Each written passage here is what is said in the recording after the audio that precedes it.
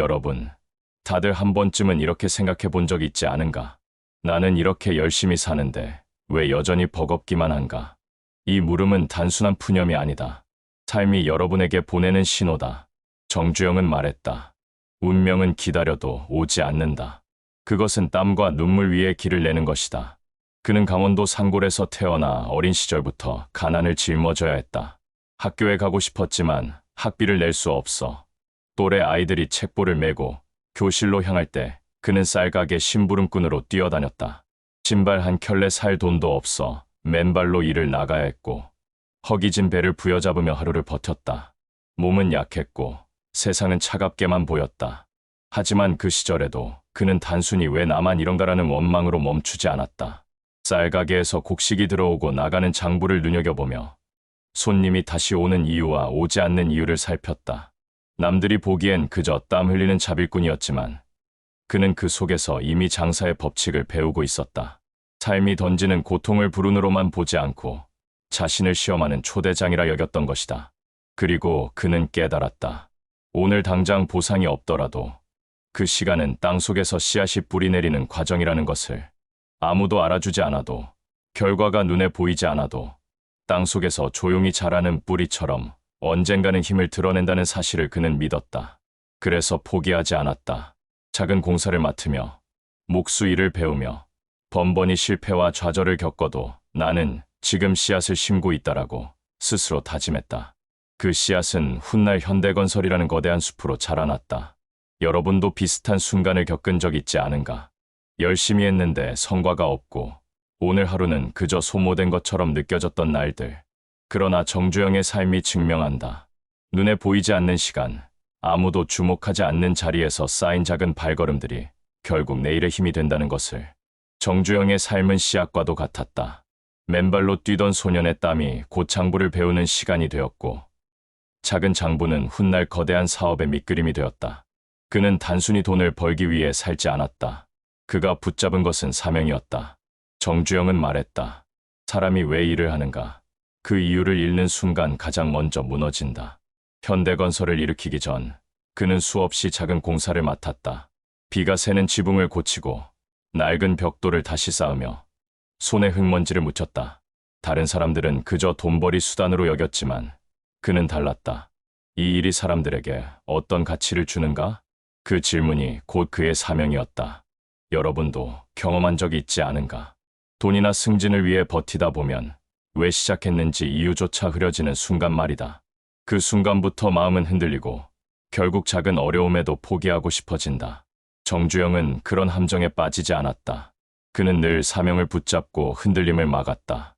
그러나 사명만 있다고 길이 열린 것은 아니었다. 수많은 실패가 그의 앞을 가로막았다. 첫 번째 기계 제작은 불량으로 가득했고 초기 공사 현장은 자재 부족으로 중단되기 일쑤였다. 직원들은 떠났고 투자자들은 등을 돌렸다. 누구라도 이제 끝이다라며 포기했을 상황이었다. 하지만 그는 달리 보았다. 실패란 잘못을 보여주는 거울일 뿐이다. 거울을 외면하면 같은 잘못을 반복한다. 그래서 그는 실패할 때마다 멈추지 않고 돌아봤다.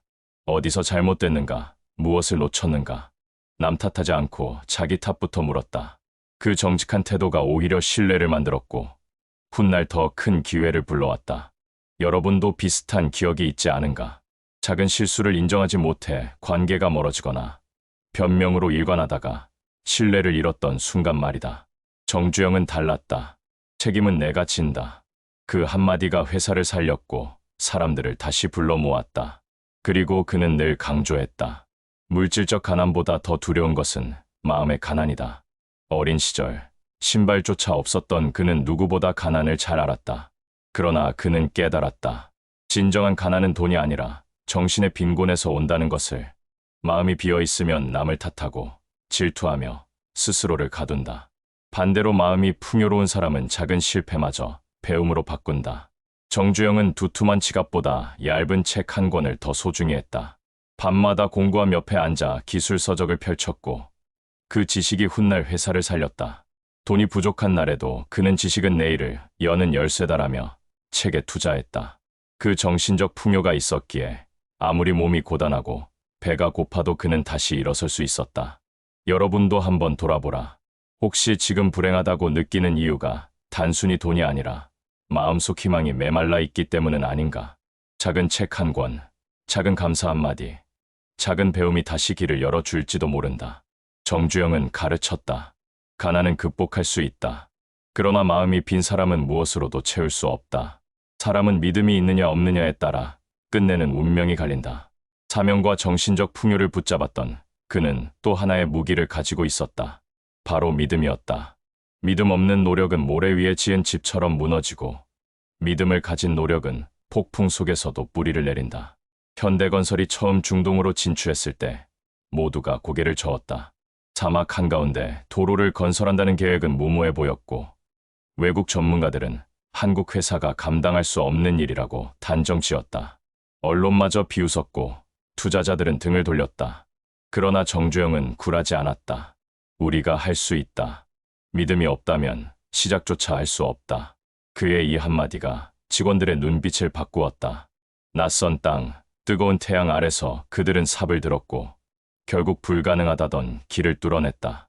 믿음이 현실을 바꾼 것이다. 여러분도 느낀 적 있지 않은가? 이건 안 될 거야. 라는 말을 반복하다 보면 정말 아무 일도 일어나지 않는다는 것을 반대로 할 수 있다. 는 믿음을 품으면 몸이 먼저 움직이고 길이 하나둘 열리는 경험 말이다. 정주영은 삶의 수많은 고비에서 늘 이렇게 말했다. 길이 없으면 길을 만들면 된다. 이 믿음이 그를 가난한 농가의 아들에서 세계적인 기업가로 이끌었다. 그러나 믿음만으로는 부족했다. 그는 끝까지 버티는 힘이야말로 진짜 성공의 열쇠라고 강조했다. 젊은 시절 정주영은 벽돌 공사 현장에서 매일 손이 터지고 피가 날 정도로 일했다. 어떤 날은 공사가 중단되어 임금을 받지 못하기도 했고, 어떤 날은 자재가 끊겨 며칠 허비하기도 했다. 하지만 그는 포기하지 않았다. 버티는 자만이 내일을 본다. 이 신념으로 그는 끝까지 버텼고 결국 작은 공사판이 대형 프로젝트로 이어졌다. 여러분도 삶에서 이런 순간을 마주하지 않는가? 모든 것이 멈춘 듯하고 누구도 당신을 믿어주지 않을 때 말이다. 그때 버티지 못하면 길은 끊기지만 끝까지 버티면 반드시 변화의 바람이 분다. 정주영은 실패와 시련을 두려워하지 않았다. 넘어져도 괜찮다. 그러나 반드시 다시 일어나라. 그의 철학은 단순했다. 실패는 패배가 아니라 과정이고 그 과정을 통해 더 단단해진다는 것이었다. 한 번은 첫 번째 기계 사업에서 큰 실패를 겪었을 때였다. 불량품이 쏟아지고 고객 불만이 이어졌다. 많은 동료들이 떠났지만 그는 끝까지 현장을 지켰다. 다시 시작하면 된다. 그 고집 같은 버팀이 결국 회사를 일으켜 세웠다. 여러분, 혹시 지금도 무너지고 싶을 만큼 힘든 순간을 겪고 있지 않은가? 그렇다면 기억하라. 믿음은 어둠 속에서도 불씨가 되고 버팀은 그 불씨를 꺼지지 않게 하는 바람이다. 믿음과 버팀이 함께할 때 역경은 적이 아니라 길잡이가 된다.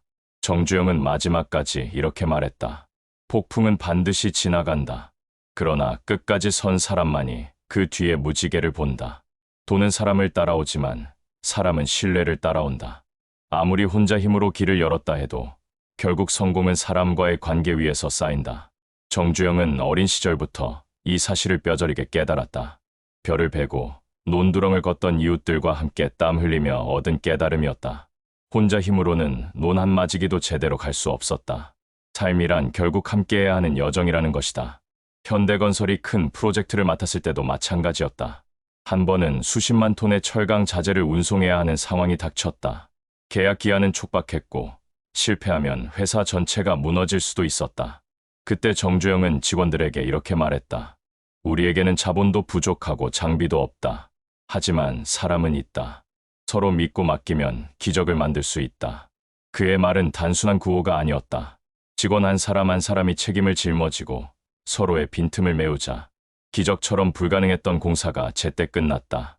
이 경험은 직원들에게 잊을 수 없는 확신을 남겼다. 신뢰는 불가능을 가능으로 바꾸는 연료라는 사실이다. 여러분도 기억하지 않는가? 주변에서 늘 나는 혼자 할 수 있어라며 모든 걸 자기 힘만으로 해결하려는 사람들. 하지만 결국 그런 사람일수록 가장 빨리 지쳐 쓰러지지 않던가. 반대로 작은 도움에도 진심으로 감사하며 신뢰를 쌓는 사람들은 위기의 순간에 수십 명이 함께 돕고 싶어 한다. 정주영은 또 이렇게 말했다. 신뢰를 잃으면 돈은 흩날리는 모래처럼 사라진다.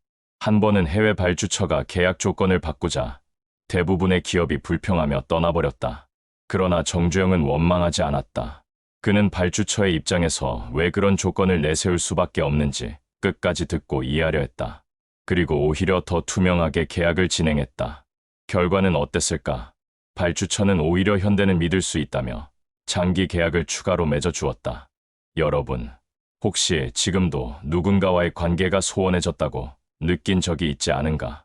말 한마디, 작은 태도가 신뢰를 무너뜨린 경험 말이다. 신뢰는 사소한 말투, 작은 약속 하나에서 시작된다. 지켜지면 관계는 잘하고 깨지면 평생의 기회가 사라진다. 정주영이 강조한 4가지 관계의 원칙은 이렇다. 작은 약속도 반드시 지켜라. 큰 계약보다 더 중요한 것은 작은 신뢰다. 상대의 말을 끝까지 들어라. 듣지 않는 순간 관계는 무너진다. 감사를 표현하라. 당연한 것은 없다. 감사는 관계의 물줄기를 튼다. 위기일수록 함께하라. 어려움 속에서 쌓인 신뢰는 평생의 자산이 된다. 정주영은 신뢰를 단순한 도덕적 미덕이 아니라 돈보다 더 값진 자산이라고 여겼다. 신뢰가 있으면 기회가 따라오고 신뢰가 깨지면 돈도 함께 떠난다. 여러분의 삶은 어떠한가? 혹시 바쁘다는 이유로 누군가의 말을 대충 듣거나 작은 약속을 대수롭지 않게 넘긴 적은 없는가? 그 순간 신뢰의 끈은 이미 느슨해지고 있었을지 모른다. 정주영은 이런 경고를 남겼다. 신뢰는 천천히 쌓이지만 무너지는 건 한순간이다. 그러니 오늘 가까운 사람에게 작은 말이라도 지켜보라. 그리고 그 결과가 어떻게 달라지는지 직접 확인해보라. 그의 삶을 돌아보면 분명한 사실 하나가 드러난다. 정주영에게 역경은 걸림돌이 아니라 디딤돌이었다. 넘어져도 다시 일어섰고 실패를 겪어도 거기서 교훈을 건져 올렸다. 그는 늘 강조했다. 고생은 배신하지 않는다. 다만 올바른 방향 위에 놓였을 때만 그렇다. 가난한 농가의 아들로 태어나 손에 쥔 것이 거의 없었지만 그는 주저앉지 않았다. 14살 어린 나이에 홀로 상경해 허기진 배를 움켜쥐고 새벽부터 밤까지 일하면서도 늘 미래를 준비했다. 그때의 경험은 그에게 단순한 노동이 아니었다. 믿음과 끈기만 있다면 길은 반드시 열린다는 신념으로 바뀌었다. 현대건설을 세울 때도 현대조선을 시작할 때도 모두 불가능하다고 했다. 하지만 그는 불가능을 곧바로 도전으로 바꾸었다. 남들이 포기한 순간에도 끝까지 버티며 결과로서 가능성을 증명했다. 그의 삶 자체가 우리에게 말해준다. 실패는 끝이 아니라 새로운 시작의 신호다. 여러분도 지금 힘겨운 길 위에 있을 수 있다. 그러나 기억하라. 방향을 바로잡은 땀은 반드시 자산이 된다. 사람을 존중하고 신뢰를 지키며 감사하는 마음을 놓지 않는다면 여러분의 삶에도 기회는 반드시 찾아온다. 오늘 이 이야기가 마음에 남았다면 그냥 흘려보내지 마시고 당장 종이에 한 줄이라도 적어두세요. 나는 오늘부터 작은 습관 하나를 바꾸겠다. 그 다짐이 여러분의 내일을 바꿀 것입니다. 이상으로 영상을 마칩니다. 끝까지 시청해 주셔서 감사합니다.